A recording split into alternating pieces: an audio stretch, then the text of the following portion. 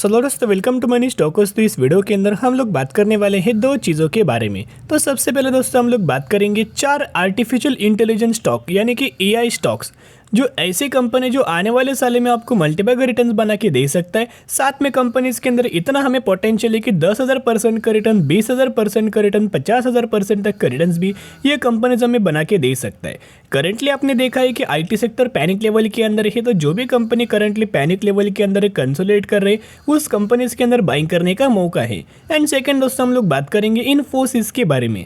तो जितने सारे अपडेट्स है उनके अपडेट्स के बारे में दोस्तों हम लोग कवर अप करने वाले हैं। तो चलिए एक एक करके हम लोग बात करेंगे। सबसे पहले 4 एआई कंपनीज हम लोग बात करेंगे। तो सबसे पहले कंपनी है एलटीआई माइंडट्री लिमिटेड।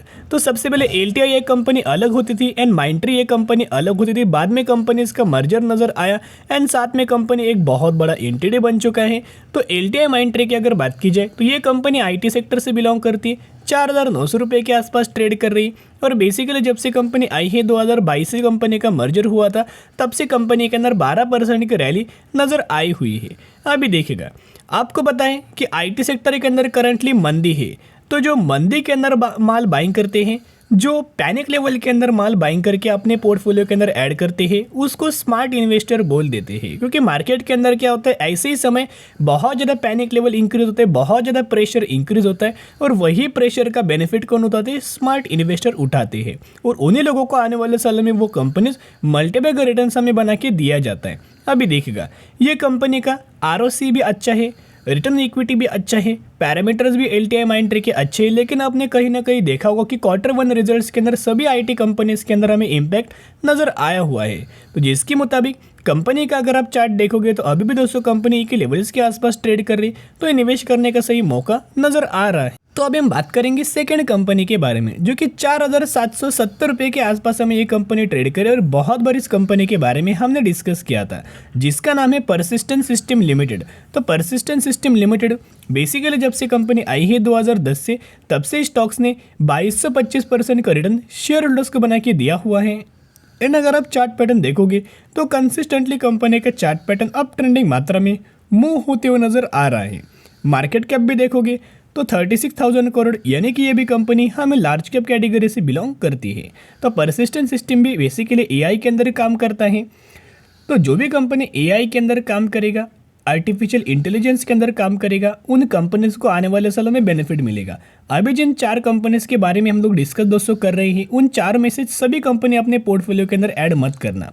जो भी कंपनी आपको पसंद आए, जो भी कंपनी फंडामेंटली स्ट्रांग हो, उन्हीं कंपनी को एक कंपनी के अपने पोर्टफोलियो के अंदर ऐड करके लॉन्ग टर्म बेसिस के ऊपर होल्ड करना पड़ेगा। नेक्स्ट हम लोग बात करेंगे स्टॉक के बारे में, जो 1150 रुपये के आसपास हमें कंपनी ट्रेड कर रही। मैक्सिमम के अंदर 2019 से स्टॉक मार्केट के अंदर आया हुआ है और जब से आया है तब से कंसिस्टेंटली रिटर्न 950% तक का रिटर्न शेयर होल्डर्स को बना के दिया हुआ है। यानी कि लगातार कंपनी बहुत ही अच्छा खासा दोस्तों काम कर रही, बहुत ही अच्छा खासा ट्रेड कंपनी कर रही है। रिटर्न भी शेयर होल्डर्स को दिया जा रहा है। मार्केट कैप भी देखोगे 31,000 करोड़ का मार्केट कैप, तो ये भी कंपनी हमें लार्ज कैप कैटेगरी से बिलोंग करता है। और हम लोग बात करें केपीआईटी टेक्नोलॉजीज़ के बारे में, तो केपीआईटी टेक्नोलॉजीज़ की अगर बात की जाए तो कल ही के दिन कंपनी के अंदर ऑलमोस्ट हमें 6% की रैली नज़र आया हुआ था। और इससे पहले बहुत बार हमने बात किया था जब कंपनी 1,050 रुपये के आसपास गिरावट होकर आ रही थी, और तब जेपी मॉर्गन के द्वारा 50% गिरावट का हमें ऐसा स्टेटमेंट दिया गया था कि केपीआईटी के अंदर गिरावट हो सकती है। तो जिसकी मतलब मैंने उसी वक्त आपके साथ शेयर किया, कंपनी के अंदर कोई निगेटिव खबर नहीं, निवेश करने का सही मौका है। सिर्फ और सिर्फ अच्छी कंपनी को प्रेशराइज करते हैं, पैनिक लेवल रिटेल इन्वेस्टर के अंदर क्रिएट करते हैं, जिसके मुताबिक वो कंपनी के अंदर गिरावट करवाते हैं। और जब भी गिरावट होता है वो खुद जाके उन कंपनीज के अंदर बाइंग करते हैं। तो केपीआईटी क्या करता है, आईटी सेक्टर से तो बिलोंग करता है, सर्विसेज या ऑटोमोबाइल सेगमेंट को सर्विसेज प्रोवाइड करता है, जैसे कि पैसेंजर व्हीकल्स हुआ, कमर्शियल व्हीकल्स हुआ। एज वेल एस आपने देखा होगा कि एआई के अंदर भी कंपनी का बिजनेस है, यानी कि आर्टिफिशियल इंटेलिजेंस के अंदर। तो केपीआईटी के बारे में भी आप ये सोच सकते हो। तो चलिए हम दोस्तों बात करने वाले हैं एक बेसिकली छोटा सा कंपनी है, जैसे कि इसका मार्केट कैप अगर आप देखोगे 1270 करोड़ का मार्केट कैप। रिस्की कंपनी लेकिन एक छोटा कंपनी है, लेकिन अच्छी खासी कंपनी इसके पैरामीटर्स नजर आ रही है। तो बेसिकली एक स्मॉल कैप कैटेगरी से स्टॉक बिलोंग करता है। 1,070 रुपये के आसपास ट्रेड कर रहे हैं। 2022 में स्टॉक मार्केट के अंदर आया है। जब से आया है 150% तक का रिटर्न बना के दिया हुआ है। और हम लोग बात करें के सॉल्स इंडिया लिमिटेड के बारे में, तो के सॉल्स इंडिया लिमिटेड की अगर बात कीजिए, ये भी कंपनी अच्छी है, ये भी कंपनी फंडामेंटली स्ट्रांग है। लेकिन अगर कुछ भी पैनिक लेवल क्रिएट हो तो स्मॉल कैप कैटेगरी वाली कंपनीज के अंदर 40-50% आसानी से करेक्शन होता है। मिड कैप कैटेगरी वाली कंपनी के अंदर 20-30% का करेक्शन होता है। एंड लार्ज कैप कैटेगरी वाली कंपनीज के अंदर 5 से 7% का ही करेक्शन होता है। तो डिफरेंस अगर आप देखोगे, रिस्क कहाँ कम है, लार्ज कैप कैटेगरी वाली कंपनीज के अंदर रिस्क कम इन्वॉल्वमेंट होता है। अब ये इस कंपनी के अंदर एक दिक्कत है कि ये कंपनी के अंदर ह्यूज अमाउंट ऑफ तेज़ी आने की वजह से शॉर्ट टर्म में बहुत ज़्यादा तेज़ी आया। इसकी वजह से सेबी ने इसे एएसएम लिस्ट के अंदर डाला हुआ है लॉन्ग टर्म की स्टेज 1 में। तो जिसके हिसाब से जो भी कंपनी एएसएम लिस्ट के अंदर जाता है वो कंपनी आने वाले सालों में थोड़ा सा शॉर्ट टर्म बेसिस के ऊपर जब तक एएसएम लिस्ट के अंदर रहेगा तब तक इस कंपनी के अंदर कोई ज़्यादा मूवमेंट नज़र नहीं आएगा, क्योंकि सेबी इसे बहुत ज़्यादा मॉनिटर करने वाली है। तो जिसके मुताबिक जितने भी कंपनीज के बारे में हमने बात किया, अपने पोर्टफोलियो के अंदर कोई ना कोई कंपनीज को ऐड कर सकते हो। अभी हम बात करेंगे इन्फोसिस के बारे में। तो कहीं ना कहीं इन्फोसिस लिमिटेड भी दोस्तों एआई के अंदर काम करता है, आर्टिफिशियल इंटेलिजेंस के अंदर कंपनी ने अपना बिजनेस हमें एक्सपांड किया है, जो कि $2 बिलियन का इन्वेस्टमेंट कंपनी ने किया हुआ है। तो जिसके हिसाब से ये भी कंपनी को उस लिस्ट के अंदर आप ऐड कर सकते हो। और कहीं ना कहीं इन 6 कंपनीज के बारे में बात किया, 5 कंपनीज के बारे में बात किया, कोई ना कोई कंपनी को अपने पोर्टफोलियो के अंदर गिरावट के अंदर ऐड कर सकते हो। अभी इन्फोसिस के अगर आप पिछले ट्रेडिंग सेशन का परफॉर्मेंस देखोगे तो ऑलमोस्ट हमें 1% का पॉजिटिविटी के अंदर क्लोजिंग नजर आया हुआ है। लेकिन कल के दिन एक लोगों ने कमेंट हमें किया था कि उस कमेंट के अंदर ये मेंशन किया गया था कि इन्फोसिस के अंदर तो बहुत ज़्यादा गिरावट होने वाला है, म्यूचुअल फंड्स तो बेच के भाग रहे हैं। तो चलिए उसके दोस्तों जो भी डाउट्स है हम लोग सॉल्व कर लेते हैं। चलिए अभी हम आ चुके म्यूचुअल फंड्स का बाइंग का डेटा के ऊपर, जहां जुलाई 2023 के अंदर ये डेटा हम लोग बात करें जो कि अपडेटेड डेटा है। 136 म्यूचुअल फंड्स की बाइंग एंड 125 म्यूचुअल फंड्स की सेलिंग हमें बेसिकली इन्फोसिस इस कंपनी के अंदर नजर आई हुई है। लगातार अगर आप देखोगे तो म्यूचुअल फंड्स इस कंपनी के अंदर माल बाइंग कर रहे हैं। साथ में जिन लोगों ने नीचे यह देखा होगा जो कि mutual fund share holding and changes के अंदर, तो यह दोस्तों क्लियर कट में मेंशन किया गया है कि जून महीने का जो डेटा था, यानी कि जून महीने का जो डेटा है उसके अंदर ऑलमोस्ट हमें 12 लाख के आसपास हमें सेलिंग नज़र आया हुआ है। तो दोस्तों माल तो बेचा है, कहीं ना कहीं जून महीने के अंदर म्यूचुअल फंड्स ने माल बेचा है, लेकिन जुलाई महीने के अंदर भी म्यूचुअल फंड ने माल बहुत ही अच्छा खासा बाइंग किया है। यहाँ दोस्तों अगर आप देखोगे तो जो 12 लाख के आसपास जो माल बेचा गया है वही ऑलमोस्ट हमें 12 लाख के आसपास माल खरीदारी फिर से हुआ है।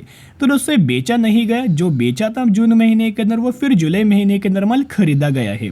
तो इसका ये नेगेटिविटी पॉइंट नहीं है, ये पॉजिटिविटी पॉइंट है, ताकि दोस्तों माल हमें बाइंग किया गया है। तो प्रेशराइज मत होना, पैनिक लेवल क्रिएट मत करना।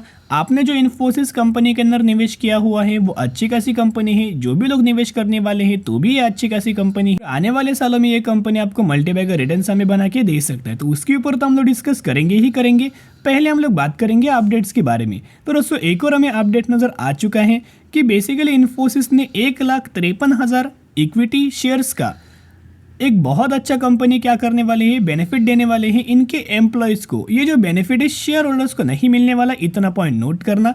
ये जो बेनिफिट कंपनी देने वाली है 1.5 लाख इक्विटी शेयर्स का एज अ टाइप ऑफ आप बोल सकते हो स्टॉक ऑप्शन के द्वारा, यानी कि जो एम्प्लॉयज़ बहुत ही अच्छा खासा परफॉर्म करेंगे उनको एज अ रिवॉर्ड ये इक्विटी शेयर्स हमें दिया जाने वाला है इनके एम्प्लॉयज़ को। तो दोस्तों ये कोई हमें जो शेयर्स है वो शेयर होल्डर्स को देने नहीं वाले, जब भी देंगे हम लोग बात करेंगे। साथ में अगर आप इन्फोसिस लिमिटेड का बेसिकली टारगेट्स अगर आप देखोगे तो एनालिस्ट के द्वारा या फिर आप बोल सकते हो ब्रोकरेज फर्म के द्वारा हमें टारगेट दिया गया है। इनको ये लगता है कि इन्फोसिस कंपनी के अंदर ऑलमोस्ट 11% की रैली तेज़ी हमें नज़र आ सकते हैं। एवरेज टारगेट हमें दिया गया है 1527 रुपये के आसपास, यानी कि 1527 रुपये के आसपास हमें इन्फोसिस लिमिटेड का टारगेट दिया हुआ है। अभी देखिएगा बेसिकली आपको दोस्तों पता होगा करंटली आईटी सेक्टर के अंदर हमें मंदी नज़र आ रही है, तो जो लोग मंदी के अंदर निवेश करेंगे वही लोगों को कंपनी इन्फोसिस लिमिटेड बहुत अच्छा खासा बेनिफिट देने वाली है। चलिए एग्जाम्पल के बारे में हम लोग बात कर लेते हैं। सबसे पहले दोस्तों आपको पता हो कि हमें मंदी के कारण, रिसेशन के कारण 2008 में गिरावट हुआ,